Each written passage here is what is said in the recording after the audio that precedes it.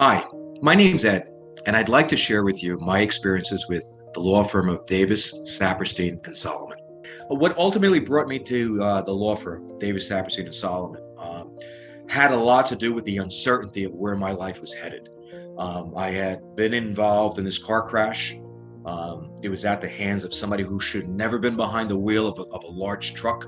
And for the first time in my life and in my wife's life and in our marriage, the level of uncertainty just there was no words, and we really didn't know how we were going to end up. One thing that I latched onto is that someone if I need someone's help, I'm going to want to select the person who can empathize with me the most. And Stephen came across as just being a very organic person, but highly skilled and knowledgeable.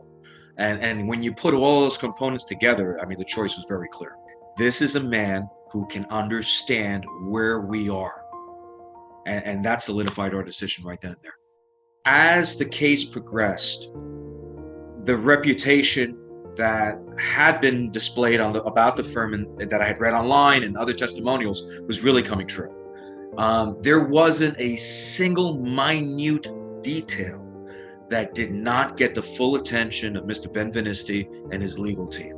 There was a whole host of professionals standing behind Mr. Benvenisti, ready to step in if he wasn't available, ready to put a second set of eyes on a document or a plan. And again, it just made my wife and I feel comfortable about how our case was being handled, and it really allowed me to focus on getting better. I felt that everyone on the legal team could relate to me as a person. Would I refer the firm, Davis, Saperstein, and Solomon? Absolutely. Without hesitation. We strongly and sincerely believe that we would not be where we are today without the assistance of the staff, the legal team at Davis, Saperstein, and Solomon. I say thank you. Thank you for protecting my family. Thank you for protecting our interests. And thank you for helping us get our lives back together again. Thank you.